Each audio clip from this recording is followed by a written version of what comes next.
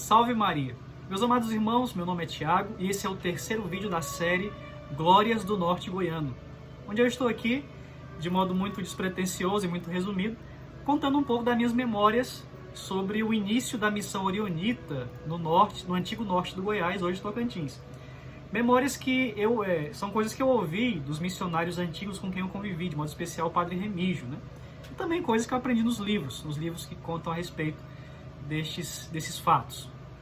Então, no primeiro vídeo vocês viram que a missão já começou com a morte dos dois primeiros missionários, né, o Padre Egídio e o irmão José Serra.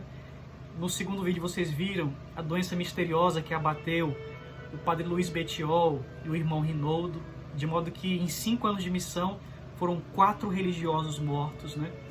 Então, vocês vejam que houve um choque de cultura muito grande entre esses homens que vinham da Europa, né, para trabalhar aqui no sertão do Tocantins.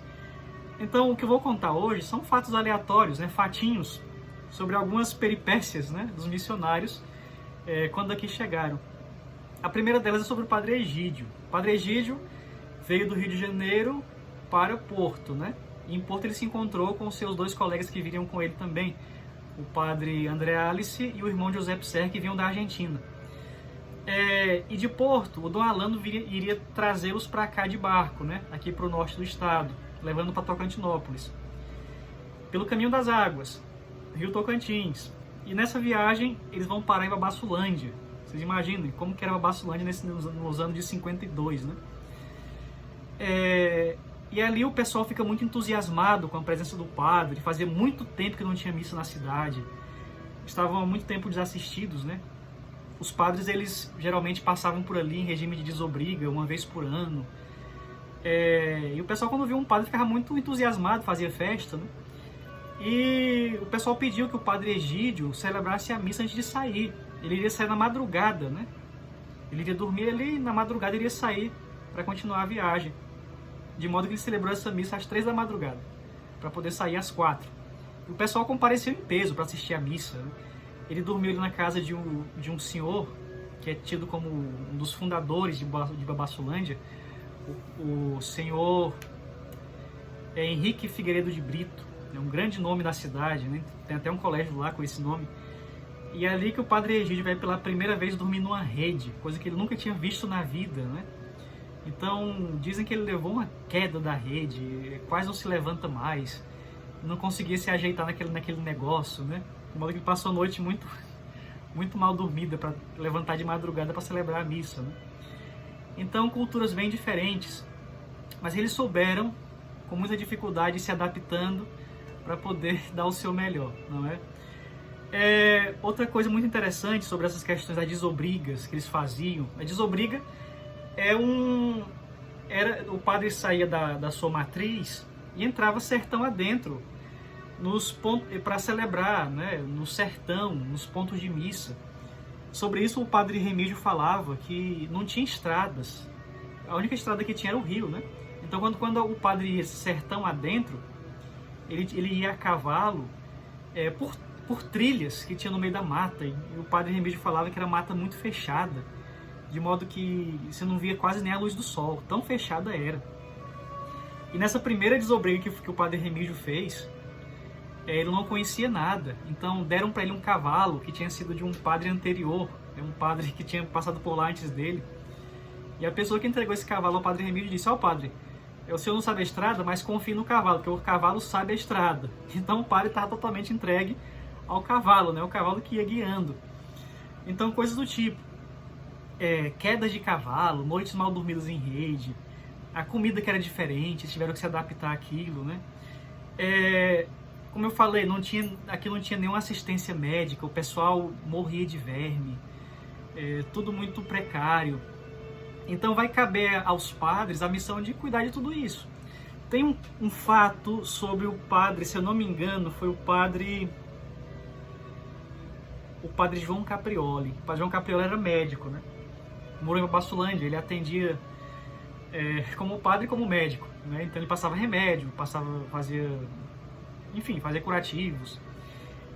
Quando ele chegou em Babassulândia, dizem que ele encontrou lá um sujeito que estava morrendo com uma gangrena na perna, né? A perna apodrecendo, aquela gangrena, se não fosse contida, ia se espalhar pelo corpo inteiro, né?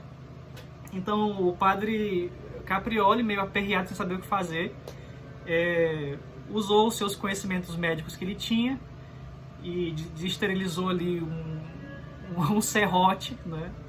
Deu um jeito de desacordar o rapaz, e ele vai ele próprio cortar a perna daquela pessoa, né? Depois deu lá um jeito de conseguir alguns antibióticos, alguns remédios, né? De modo que o rapaz vai escapar com vida, né? E viveu muito tempo sem a perna, né? E foi muito grato ao padre pelo bem que o padre fez a ele, amputando aquela perna. Então faziam partos, então tudo que precisavam era por conta dos padres, né? Então as desobrigas, como eu falei, eles chegavam nesses pontos onde eles deviam celebrar as missas, que já eram marcados com antecedência, e lá já tinha aquela multidão de gente esperando. Eles passavam a noite inteira ouvindo confissões, faziam sermão para no dia seguinte poder dar a primeira comunhão, batizar, casar quem precisava casar, né? Dar o sacramento da crisma. Então era muita coisa. Então nessas desobrigas, inclusive essa história eu ouvi do padre Remígio, sobre o padre Vitório Brussaterra. O padre Vitório foi quem construiu a igreja de Araguatins. O padre Vitório certa vez foi desobrigar sozinho. O padre Vitório era francês, né? Foi desobrigar no sertão sozinho, com o seu cavalo, né? O fato é que ele vai se perder no sertão e vai ficar vários dias perdido, né? Não tinha mais o que comer, não tinha mais água. E de modo que o padre Vitório vai se desesperar ali, sem saber como resolver aquela situação. Se entregou às mãos de Deus, não tinha mais o que fazer, a não ser esperar a morte. Então ele abriu sua mala, pegou um papel e um lápis e escreveu uma placa, não é? E colocou aquela placa em cima do seu peito e deitou ali aos pés de uma árvore para esperar a morte. Naquela placa estava escrito: a você que passa por aqui, esse é o cadáver do padre Vitório Brussaterra, que morreu perdido no mato, né? Então, por misericórdia de Deus, pouco tempo depois que ele sentou ali para esperar a morte, apareceu um sertanejo que conheceu ele e conduziu ele, né, para o destino que ele precisava ir.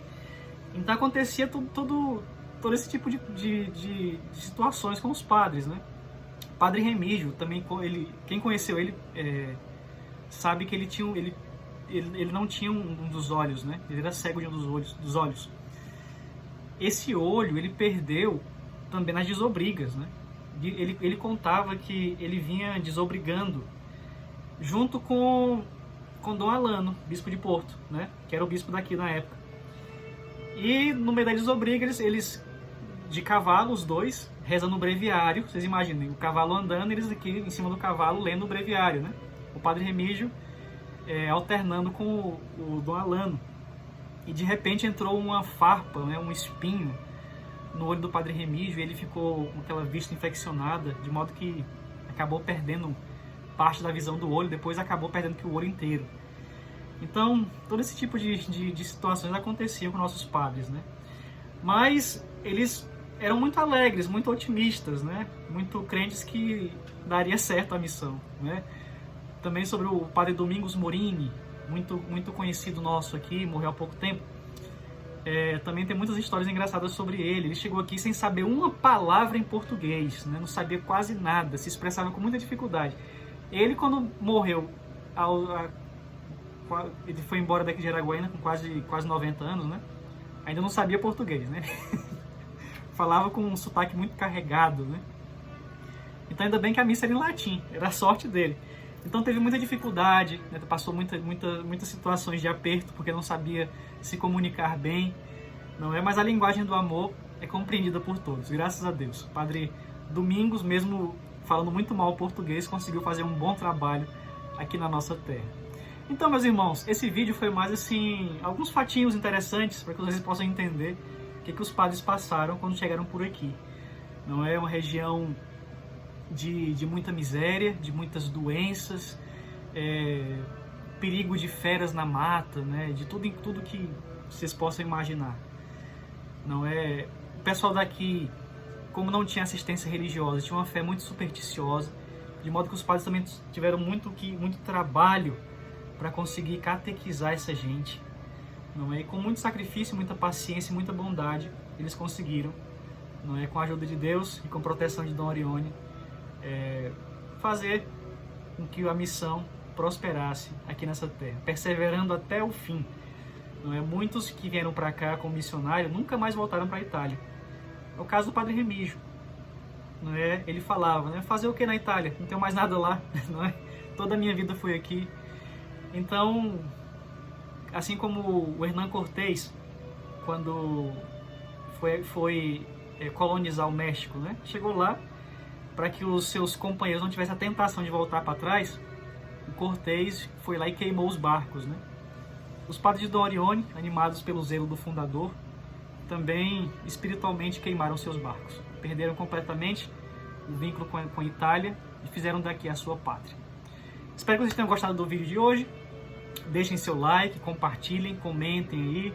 Se vocês têm alguma lembrança também dos padres, das histórias dos missionários aí, vai ser muito bom também ouvir o que vocês têm a dizer sobre esses homens que tanto bem nos fizeram.